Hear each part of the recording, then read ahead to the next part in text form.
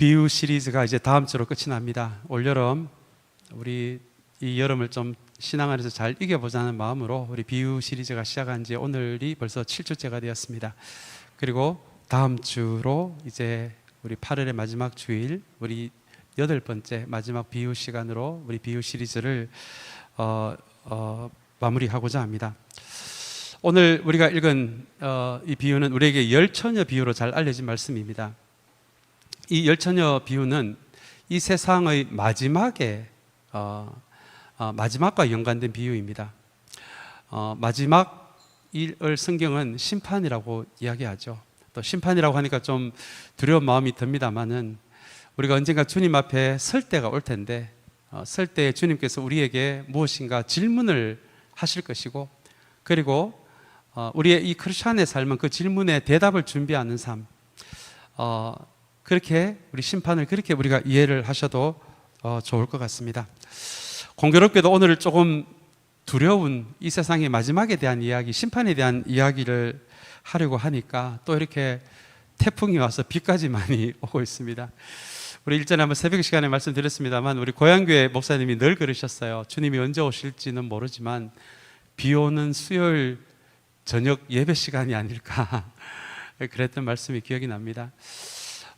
오늘 주님께서 이 비유를 통해서 세상의 마지막에 관련된 말씀을 하시지만 우리에게 겁을 주시기 위해서 이 심판에 대해서 말씀하시는 것은 아닙니다. 미리 준비하게 하기 위해서입니다. 우리의 신앙에 방향을 주시기 위해서입니다. 오늘 이 7번째 우리 열처녀 비유를 통해서 다시 한번 언젠가 우리에게 물으실 그날에 우리에게도 물으실 텐데요. 무엇을? 그 물음에 준비하는, 그 대답을 준비하는 우리의 또한 믿음의 여정이 되시기를 간절히 소망합니다. 오늘 우리가 읽은 이 비유는 열처녀 비유입니다. 우리 열처녀 비유를 우리에게 익숙하게 알려져 있지만 사실은 이 비유는 그때 당시에 결혼이 어떻게 이루어졌는지를 모르면 이해하기가 조금은 쉽지 않은 비유이기도 합니다. 그 시절에는 대개 결혼 전에 약혼을 먼저 했습니다. 양가의 아버지들이 대표로 모여서 이제 약혼하기로 결정을 하면 이제 약혼을 하고 나서는 대개 짧으면 한 달, 6개월 내지는 1년까지 약혼 기간을 가집니다. 이 기간 동안에 보통 남자들이 이제 아내와 함께 살 집을 준비하는 시간이 바로 이 약혼 기간이기도 합니다. 그리고 이 약혼 기간이 끝이 나서 이제 언젠가 결혼 날짜가 다가왔을 텐데요. 오늘 우리가 읽은 이 본문은 실제 결혼식의 날에 어떤 과정을 통해서 결혼식이 이루어지는지를 우리에게 보여주는 말씀입니다.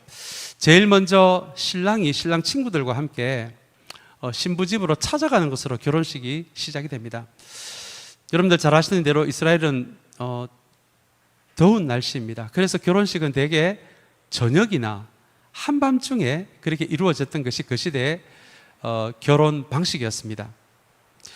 그렇다면 이 결혼의 첫 번째 단계는 신랑과 신랑의 친구들이 아내의 집으로 그렇게 아내를 데리러 가는 것이 이 결혼식의 첫 번째 단계입니다. 그러면 여러분 두 번째 단계는 뭐일 것 같습니까? 지금 신랑과 신랑 친구들이 오고 있으니까요. 신부 집에서 신부와 신부 친구들이 신랑과 신랑 친구들이 오는 것을 기다리는 것이 두 번째 단계입니다. 자, 그리고 나서 신랑과 신랑 친구들이 오면 신부와 신부 친구들이요. 친구들이 등잔불을 들든지 아니면은 횃불을 들고 같이 신랑 집으로 결혼 잔치를 하러 가는 것이 그 다음 단계입니다. 그렇다면 오늘 우리가 읽은 이 등불을 들고 기다리는 처녀 이야기는 이 결혼식의 어느 단계에 해당되는지를 우리가 좀 알 것 같습니다. 바로 신랑과 신랑 친구들이 신부를 데리러 오는 것을 기다리는 이 신부의 친구들에 관한 이야기가 오늘 본문의 내용입니다. 그렇게 기다리고 있지만 시계가 없었으니까요. 그 시대에는 정확한 시간을 가르쳐주는 시계가 없었으니까 저녁부터 시작해서 어떤 결혼식은 밤늦게까지 신랑과 신랑 신부를 기다려야만 했던 것이 그 시대 결혼식 풍습이었습니다. 자, 그렇게 기다리는 와중에 신랑과 신랑 친부들이 왔을 때 다시 신부와 신부 친구들까지 같이 등불을 들고 혹은 횃불을 들고 신랑 집으로 드디어 이제 결혼 잔치를 하러 가는 것이 그 시대 결혼식 풍습이었습니다. 그렇다면 여러분, 이렇게 그 시대 결혼이 어떻게 이루어졌는지를 안다면, 그렇다면 오늘 이것이 세상의 끝날에 관련된, 심판에 관련된 비유인데요. 그렇다면 도대체 신랑과 신랑 친구를 기다렸던 이 신부의 친구들이 누구인지, 누구를 가리키는지 아마 먼저 우리가 이것을 좀 기억을 하면 좋을 것 같습니다. 먼저 아마 주님 그 현장에서요, 주님에게 이 열처녀 비유를 들었던 사람들은 아마 이야기를 들으면서 이 열처녀가 마치 우리와 같구나. 예수님에게 이야기를 듣는 우리가 정말 세상의 마지막 날에 주님께서 우리에게 물으시는 그 질문에 우리가 대답을 준비해야 하는 삶이라면 우리도 여기에 나오는 열처녀 이야기들처럼 우리도 무엇인가를 준비해야 하는 사람들이구나, 아마 그렇게 생각을 했을 것 같습니다. 두 번째로요, 이 마태복음은 초대교회가 세워지고 나서 기록된 성경입니다. 그렇다면 초대교회 사람들이 이 마태복음을 읽었을 것 같아요. 그러면 오늘 우리가 읽은 이 25장을 읽으면서 읽을 때마다 우리 초대교회 교인들은 마치 이 열처녀 같은 사람들이구나. 우리도 주님이 언제 오실지 모르니, 우리가 언제 주님 앞에 설 줄 모르니 우리도 주님께서 마지막에 물으실 그 질문에 준비하는 이 열처녀처럼 그렇게 준비하는 삶을 살아야 하겠구나, 그렇게 아마 생각을 했을 것 같습니다.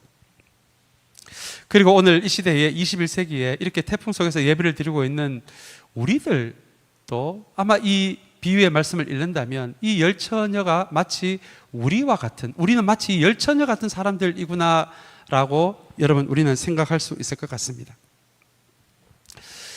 그렇다면 여러분, 오늘 본문에 나오는 신랑을 기다리는 이 열처녀는 바로 이 시대로 비유해서 말하자면 저와 여러분들 같은 크리스찬들을 의미합니다. 크리스찬들을 의미합니다. 먼저 우리 이것을 좀 배경으로 생각하면서 우리 오늘 본문을 좀 읽기를 원하는데요. 먼저 3절 4절의 말씀입니다. 우리 처음에 나오는 이 3절 4절의 말씀이 오늘 어떻게 보면 오늘 전체 말씀을 이끌어가는 말씀이기도 한데요. 제가 한번 읽어드리겠습니다. 어리석은 처녀들은 등불은 가졌으나 기름은 갖고 있지 않았다. 그러나 슬기로운 처녀들은 자기들의 등불과 함께 통에 기름도 마련하였다라는 말씀입니다. 그런데 여러분, 제가 이 말씀을 한 주 동안 준비를 하면서 가만히 좀 묵상하다 보니 그냥 처녀들이라고 주님이 말씀하시지 않으시고요, 요즘으로 치면 그냥 주님은 교인들이라고 말씀하지 않으시고 크리스찬이라고 말씀하지 않으시고 이 크리스찬 앞에 교인 앞에 두 단어를 붙여서 주님이 구분을 하십니다. 그게 바로 오늘 본문에 나오는 어리석은 처녀들이에요. 슬기로운 처녀들입니다. 이것을 요즘식으로 바꾸어서 말한다면 어리석은 교인들, 지혜로운 교인들, 어리석은 크리스찬들, 지혜로운 크리스찬들, 이렇게 우리가 이해를 할 수도 있을 것 같아요. 그렇다면 여러분, 왜 주님은 그냥 교인들이라고 말하지 않으시고 그냥 크리스찬이라고 말씀하지 않으시고, 똑같은 크리스찬이지만 어떤 크리스찬들은 어리석은 크리스찬들이고 어떤 크리스찬들은 지혜로운 크리스찬, 슬기로운 크리스찬이라고 이렇게 말씀하고 계실까요? 이런 어리석다는 이야기, 지혜롭다는 이야기, 구약에 여기저기 얼마나 많이 등장하는지 모릅니다. 구약의 말씀을 찬찬히 보시면 누굴 보고 지혜롭다, 어리석다라고 할 때는 그 사람의 결정을 보고 그렇게 하나님은 말씀하십니다. 그 사람이 어떤 결정을 하는지, 어떤 선택을 하는지를 보고 성경은 그 사람을 지혜롭다 혹은 어리석다라고 그렇게 평가를 합니다. 우리가 일전에 한번 말씀 묵상을 함께한 전도서, 아마 여러분 기억하실 것 같습니다. 전도서의 여러분 핵심 메시지가 뭔지 아십니까? 전도서의 핵심 메시지는 우리의 신앙의 진정성은 우리의 선택과 결정을 보면 드러나게 되어 있다 라는 것이 여러분 전도서의 핵심 메시지입니다. 내 신앙이 어느 정도인지 여러분 궁금할 때가 있지 않으십니까? 내 신앙이 얼마나 진정성이 있는지 여러분 궁금할 때가 있지 않으십니까? 그때는 내가 평소에 어떤 결정을 내리는지, 어떤 선택을 하는지를 보면 내 신앙이 어디인지를 알 수 있다라고 하는 것이 여러분 특별히 시가서 중에 하나인 전도서의 핵심 메시지입니다. 왜냐하면요, 우리의 삶은, 크리스천의 삶은 선택으로 가득 차 있기 때문에 그렇습니다. 가령 예를 들면 이렇게 한번 여러분 생각해 보시기 바랍니다.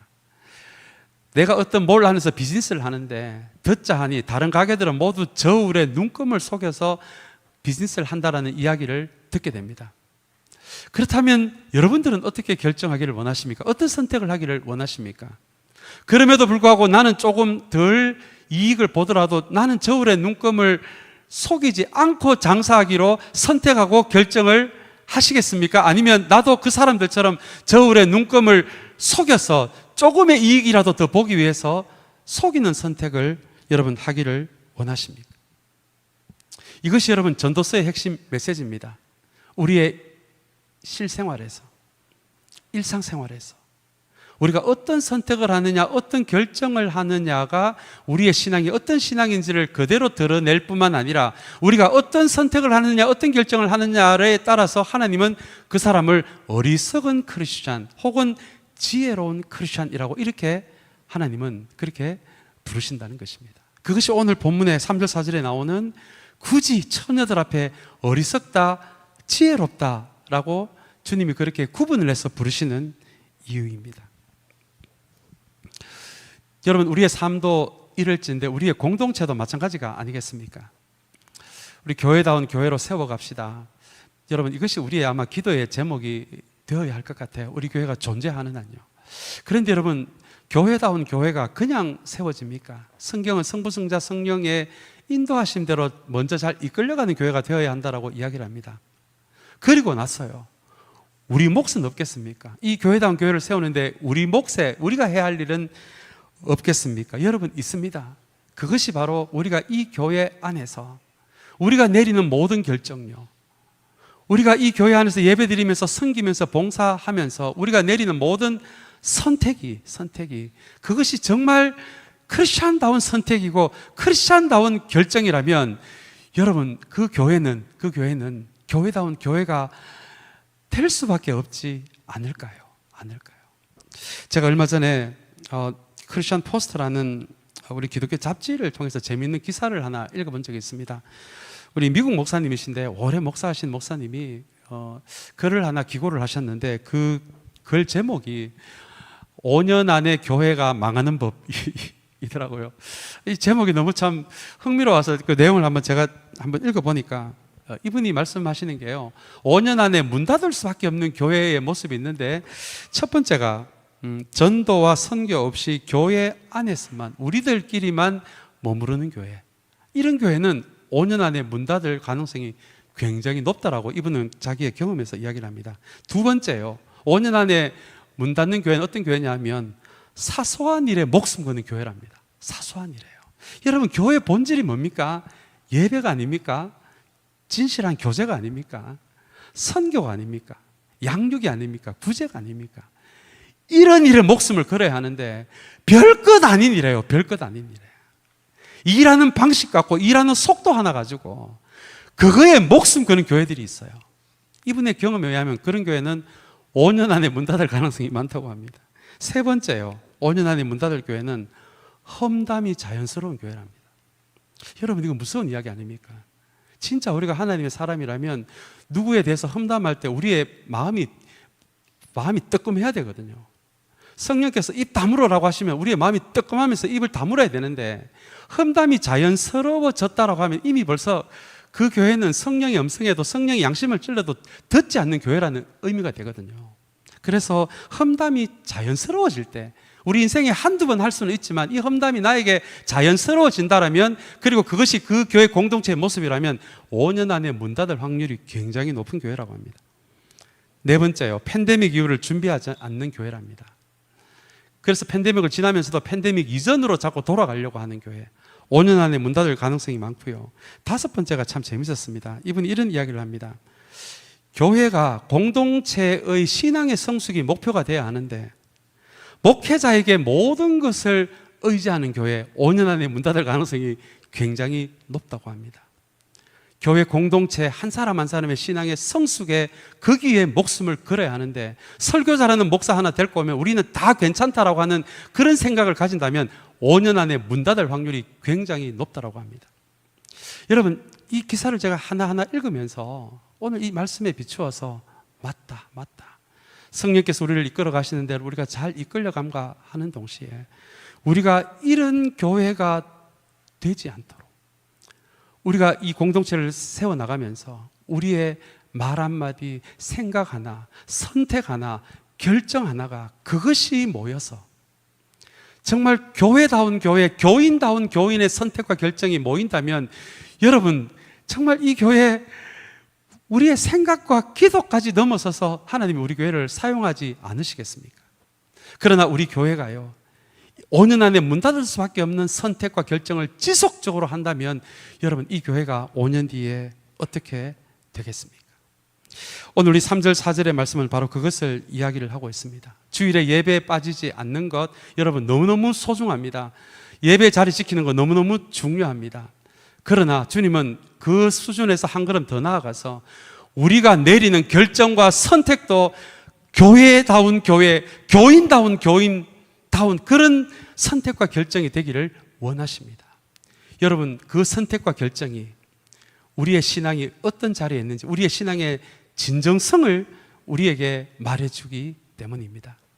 사랑하는 여러분, 오늘 먼저 이 3절 4절 말씀을 좀 보시면서 주님이 누구를 어리석다라고 이야기하고 누구를 지혜롭고 슬기롭다라고 말하시는 것을 기억하면서, 사랑하는 여러분, 우리 이 주일의 자리, 이 예배의 자리를 소중히 지킴과 동시에 저와 여러분들의 모든 결정과 선택도 크리스천다운 선택과 결정이 되시기를 간절히 소망합니다. 그렇다면 주님은 우리 교회를 지혜로운 교회라고 불러주실 것 같아요. 저와 여러분들을 지혜로운 사람들이라고 불러주실 것 같습니다. 우리 모두 주님께 어리석은 교인들, 어리석은 교회라고 그렇게 불리는 것이 아니라 지혜로운 교회, 슬기로운 하나님의 사람들로 불리는 우리 모두가 되시기를 간절히 소망합니다. 그리고 우리 3절 4절의 말씀에 보시면 오늘 아마 어떤 이 말씀에 굉장히 중심이 되는 단어가 나오는데요, 기름이라는 단어입니다. 여러분, 도대체 이 기름이 무엇일까요? 누구는 기름을 준비해서 지혜롭다라는 이야기를 듣고 누구는 이 기름을 준비해서 어리석다라는 말을 들었기 때문에 그렇습니다. 여러분, 이 기름이 무엇일까요? 우리 기독교 역사 2000년에서 수많은 사람들이 이 기름이 무엇인지에 대해서 생각을 밝히고 말씀 묵상을 했는데요, 그 대답을 아마 제가 좀 정리를 해보니까 되게 이 네 가지 범주에 들어가더라고요. 어떤 분들은 이 기름을 사랑이라고 이야기합니다. 어떤 분들은 믿음이라고 이야기합니다. 어떤 분들은 선한 삶이라고 이야기합니다. 또 어떤 분들은 성령이라고 그렇게 이야기를 합니다. 여러분, 다 맞는 말씀입니다. 만약에 등불이 우리의 신앙의 기본 틀이라면 여러분, 방금 이야기한 사랑, 믿음, 선한 삶, 성령, 여러분 불을 밝히는 기름이 아니겠습니까? 그래서 사랑도 되고 믿음도 되고 선한 삶도 되고 성령도 될 것 같습니다. 그러나 여러분, 이 모든 것을 합쳐서 우리가 한마디의 말로 좀 줄여본다면 크리스천의 삶이 될 수 있을 것 같습니다. 왜냐하면 마태복음 25장에는 오늘 우리가 읽은 본문과 함께 이야기 두 가지가 더 나오는데요, 여러분들 잘 아시는 이야기입니다. 이 이야기 다음에 달란트 비유가 나오고 그 다음에는 우리 마지막 심판의 자리에서 작은 자에게 한 것이고 나에게 한 것이다. 내가 줄일 때 먹여주고 하는, 목마를 때 마실 걸 주어주고, 아마 그 이야기 여러분 잘 아실 것 같습니다. 그 이야기, 그 세 이야기가 등장하고 이 세 이야기가 전부 다 말세에 관련된 이야기고 이 세상의 끝에 관련된 이야기고, 언젠가 주님 앞에 서서 주님께서 우리에게 너 무엇을 하다가 왔느냐라고 질문하는 내용, 그 내용이 이 세 가지 이야기입니다. 그렇다면 여러분, 오늘 이 기름이 사랑도 되고 믿음도 되고 선한 삶도 되고 성령도 되겠지만 25장 안에 나오는 이 이야기 전체를 보시면 이 기름이 무엇인지를 우리가 조금 더 실제적으로, 더 구체적으로 우리가 좀 가늠을 해 볼 수 있을 것 같습니다. 먼저 25장 19절에 여러분 달란트 비유에 대한 우리 25장 그 다음 이야기 나오는데 25장 19절을 보시면 굉장히 중요한 이 구절이 나오는데요. 이 25장 19절을 제가 한번 읽어드리겠습니다. 오랜 뒤에 그 종들의 주인이 돌아와서 그들과 셈을 하게 되었다라는 말씀입니다. 여러분, 주인이 달란트를 주고 나서 어떤 기간이 지나고 나서는 도대체 이 달란트를 가지고 뭘 했는지, 뭐를 한다고요? 셈을 한답니다. 셈을. 우리가 달란트 비유하면서 이 달란트는 단순히 재능을 넘어서서 하나님이 우리 각 사람에게 주신 은혜를 의미한다라고 제가 말씀을 드렸습니다. 그렇다면 여러분, 이것은 무엇을 의미합니까? 모든 사람에게, 그때 제가 한 달란트가 100만 달러의 가치가 있다라고 했죠. 한 달란트가 차별을 당한 것이 아니라 한 달란트 받은 사람도 100만 달러치의 그 사람의 삶과 구원에 충분한 은혜를 받았다라는 의미가 되거든요. 그렇다면 주인이 다시 와서 셈을 한다는 것은 내가 너에게 준 은혜를 가지고 이 세상에서 무엇을 하고 살았느냐를 그날에 물으신다는 것입니다. 여러분, 이것이 심판의 날에 우리가 주님 앞에 언젠가 설날이 올 텐데요, 주님이 우리에게 무엇을 물으실지 미리 질문을 가르쳐주는 말씀이 여러분 달란트 비유입니다. 내가 너에게 충분한 은혜를 주었는데 그 은혜를 가지고 어떻게 살았는지를 우리에게 물으신답니다. 그것이 25장 19절에 나오는 셈을 하신다라는 말씀의 의미입니다. 너는 그 은혜를 너의 안에만 가두고 살았는지, 아니면 그 은혜를 다른 쪽으로, 이웃에게로, 세상 속으로 흘려보내는 삶을 살았는지, 주님이 너에게 선물이 된 것처럼 너도 누군가를 위한 선물의 삶을 살았는지, 주님이 너에게 주신 모든 은혜와 선물을 가지고 어떻게 살았느냐, 그 셈을 이 세상의 마지막 날에 혹은 우리가 주님 앞에 섰을 때에 우리에게 그 질문을 하신다는 것입니다. 그리고 여러분, 이어서 우리 작은 자에 대한 이야기가 나옵니다. 이것도 여러분, 우리가 주님 앞에 서게 됐을 때 우리에게 주님이 물으실 두 번째 질문입니다. 심판의 날에 이거를 물으신대요. 이게 어떤 내용입니까? 이야기 잘 아시죠? 작은 자에게 한 것이 곧 누구에게요? 나에게 한 것이랍니다. 이게 여러분, 이 세상의 마지막에 주님과 주님 앞에 선 사람들과의 대화의 내용입니다. 그렇다면 여러분, 우리가 무엇을 준비해야 하겠습니까? 우리가 이 기름이 사랑이고 믿음이고 선한 삶이고 성령이고 다 맞는 이야기입니다. 그러나 우리가 좀 더 구체적으로 우리가 들어가서 주님이 우리에게 구체적인 질문을 하실 거란 이 두 가지를 기억하신다면, 내가 너에게 준 그 은혜를 가지고 도대체 이 세상에서 무엇을 하고 살았느냐? 너는 그 은혜를 너의 안에 가두기만 했느냐? 아니면 다른 사람의 삶을 세워주는, 다른 사람에게 내가 선물이 되는 삶을 살았느냐? 이 질문이 첫 번째고요. 두 번째는요, 우리가 작은 사람이라고 말할 수 있는 사람들, 다른 사람이 손붙들어 주지 않으면, 도와주지 않으면 살아갈 수 없는 사람들요. 도대체 너는 이 세상을 살아가면서 그 작은 사람들에게 무엇을 했느냐를 우리에게 구체적으로 물으신다는 것입니다. 여러분, 이거 전부 다 우리의 삶에 대한 내용이 아닙니까? 그리고 우리가 또 삶에 대해서 이야기할 때 우리가 반드시 기억해야 할 것이 바울 사도가 이야기한 삶입니다. 바울 사도가 이야기한 우리의 행동입니다. 바울 사도가 기록한 13권의 서신서를 보시면 앞부분에는 전부 다 주님이 누구신지, 성령이 누구신지, 믿음이 무엇인지, 죄가 뭔지, 교회는 어떤 곳인지에 대한 설명이 나옵니다. 그리고는 모든 서신서의 중반을 지나가면 어떤 내용이 나오느냐 하면, 그렇다면 너희는 어떻게 살아가야 하느냐에 대한 이야기가 바울 사도 13권의 이야기에 전부 나옵니다. 그렇다면 여러분, 바울이 이야기하는 크리스찬의 삶이 무엇이겠습니까? 우리의 행동이 무엇이겠습니까? 그저 우리 열심으로 착하게 사는 것, 우리 열심으로 좀 괜찮은 사람이라는 정도의 소리만을 들으며 사는 것이 아니라, 바울 사도가 생각하는 크리스찬의 삶, 크리스찬의 행동은 성령의 힘에 의지하여 주님의 말씀에, 바울 사도가 기록한 앞에 하나님이 누구인지, 예수님이 누구신지, 성령님이 누구신지, 인간은 누구인지, 교회가 어떤 곳인지, 죄가 무엇인지, 회개가 무엇인지, 그것이 하나님에 관련된 올바른 지식에 관련된 것이라면 성령을 의지하여 하나님의 그 말씀에 내 삶을 평생 동안 조율해 가는 것. 이것이 여러분 바울 사도가 이야기하는 크리스찬의 삶입니다. 그렇다면 오늘 주님께서 기름을 준비해야 한다 라고 말씀하실 때 이 기름이 뭔지를 우리가 조금은 더 구체적으로 깨달을 수 있을 것 같아요. 그것은 주님께서 우리에게 이미 주신 은혜를 가지고 어떻게 살아가야 하는지. 두 번째요, 작은 자에게 우리가 무엇을 해야 하는지. 그리고 주님의 말씀에 비추어서 내 삶을 성령의 도움에 의지하여, 내 힘으로가 아니고요. 여러분, 내 힘으로 한다 그러면 성경책은 그냥 도덕책에 불과한 것이죠. 뭐 공자왈 맹자왈하고 여러분 뭐가 다르겠습니까? 우리 힘으로 안 되니까 성령 이야기를 하잖아요. 그래서 우리가 이 은혜를 흘려보내고 작은 자를 도와주는 거, 여러분 우리 다 경험해 봤잖아요. 한두 번이죠. 반복되면 그것도 힘들잖아요. 어떨 때는 그것도 짜증나잖아요.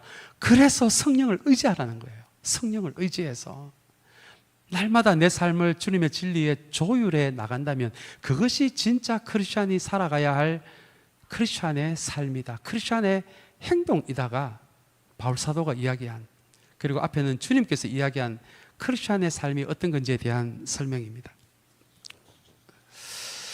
그렇다면 여러분, 오늘 주님이 특별히 너희가 마지막 날을 생각한다면, 그리고 언젠가 우리가 주님 앞에 서는 날을 기억한다면 우리가 무엇을 준비해야 하는지, 주님은 그것을 기름이라고 말씀하셨는데요, 이 기름이 무엇인지를 우리가 좀 분명하게 잡을 수 있을 것 같습니다. 사랑하는 여러분, 주님께서 이미 우리 모두에게 주신 은혜를 가지고요, 은혜가 은혜를 남길 수 있는 삶, 은혜를 내 안에만 가두지 않고 이웃에게로, 세상 속으로 그 은혜를 흘려보내는 저와 여러분들이 되시기를 주님의 이름으로 간절히 축원합니다. 그게 첫 번째 기름입니다. 두 번째 기름요, 우리보다 못한 사람들요, 우리보다 힘든 사람들요, 그 사람들에게 우리가 무엇인가를 한다면 그것이 또한 오늘 주님이 말씀하시는 기름을 준비하는 삶입니다. 세 번째요, 이거 우리 힘으로 안 되잖아요. 그래서 성령을 의지해서 주님의 말씀에 우리의 연약한 점을 날마다 진리의 말씀에 조율해 가는 삶. 여러분, 그것이 오늘 주님이 우리에게 세 번째로 말씀하시는 우리가 기름을 준비하는 삶입니다. 여러분, 이렇게 이야기하니까 좀 더 선명하지 않습니까? 막연하지 않지요? 주님의 진리가 우리 안에 막연하게 정리가 된다면 막연한 것은 결국 없어지고 말거든요. 사랑하는 여러분, 오늘 주님께서 다시 한번 우리가 준비해야 할 기름이 무엇인지를 말씀하셨는데요, 우리의 이 땅에서의 모든 믿음의 삶이 이 기름을 준비하는 삶이 되시기를 간절히 소망합니다. 우리 9절의 말씀 우리 한번 같이 읽을까요? 9절의 말씀은 좀 중요한 말씀에서 우리 함께 같이 읽겠습니다. 그러나 슬기로운 처녀들이 대답을 하였다. 그렇게 하면 우리에게나 너희에게나 다 모자랄 터이니 안 된다. 차라리 기름 장수들에게 가서 사서 써라. 이 신랑이 언제 올지 모르니까요, 꾸벅꾸벅 졸다가 보니 이제 다 잠이 들었고요. 그런데 깊은 밤중에 막 사람 오는 소리, 큰 소리가 들리니 이제 드디어 생각지 못한 시간에 신랑이 도착하게 되었습니다. 그런데 가만히 보니까 신랑이 금방 올 줄 알고 지금 기름이 불에 타는 그 정도로만 기름을 가지고 온 우리 어리석은 처녀들은 이게 갑자기 놀라서 당황하게 된 거죠. 그래서 그 기름을 좀 빌려달라는 이야기가 8절에 나오고요, 그리고 거기에 대해서 대답하는 슬기로운 처녀들의 대답이 9절의 말씀입니다. 그런데 여러분, 9절의 말씀 한번 가만히 읽어보시기 바랍니다.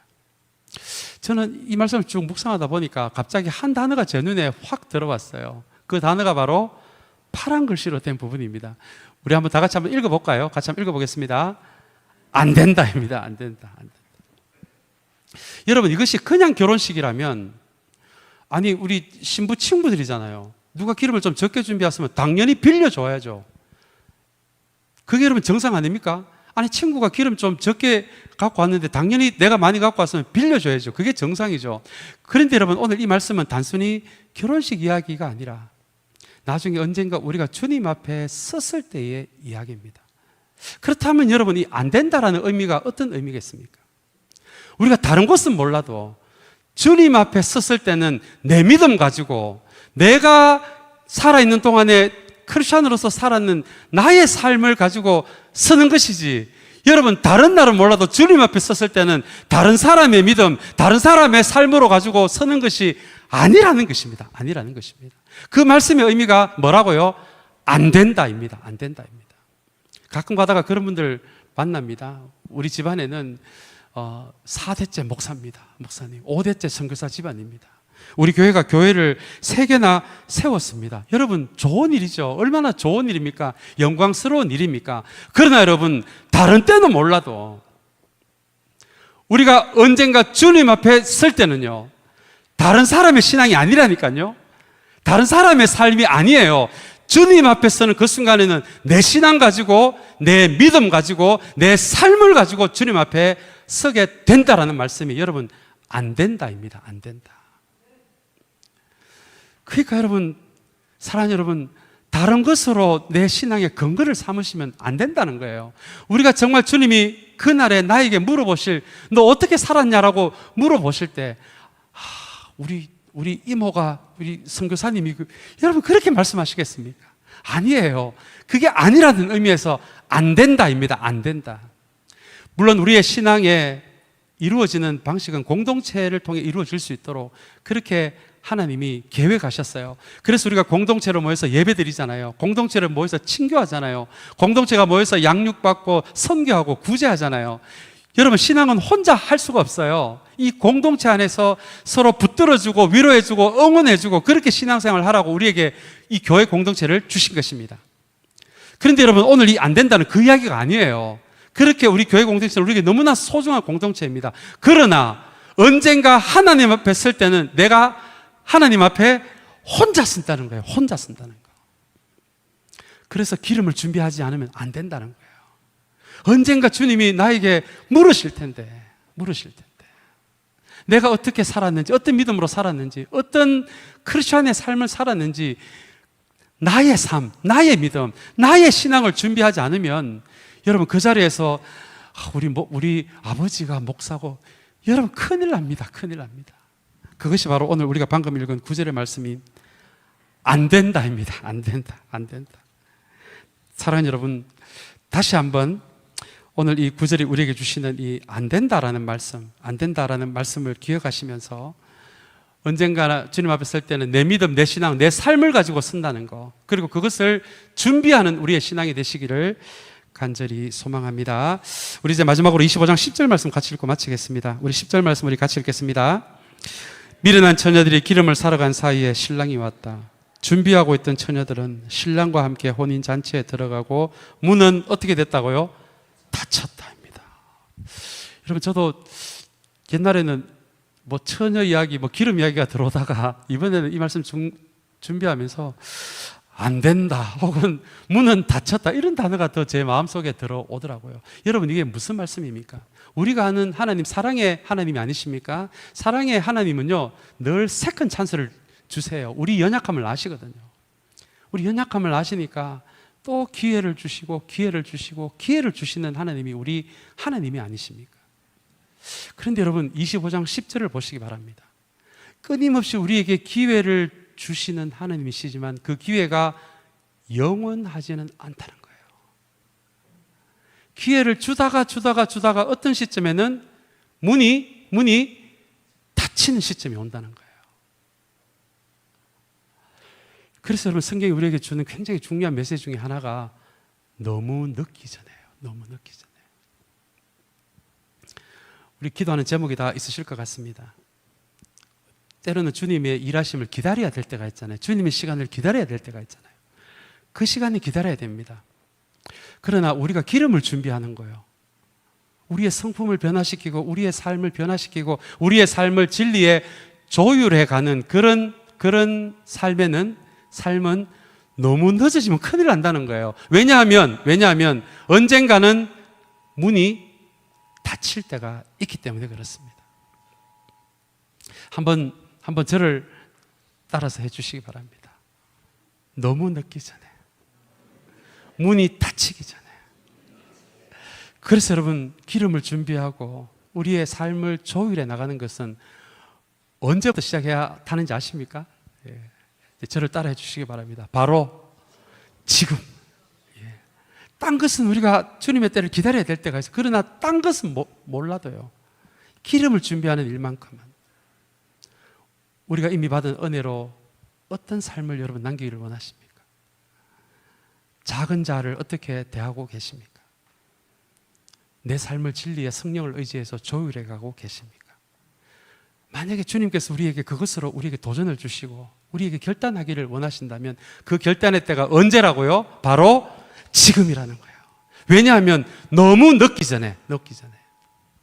그리고 문이 닫히기 전에. 여러분, 이것을 기억하는 우리 모두가 되시기를 간절히 소망합니다.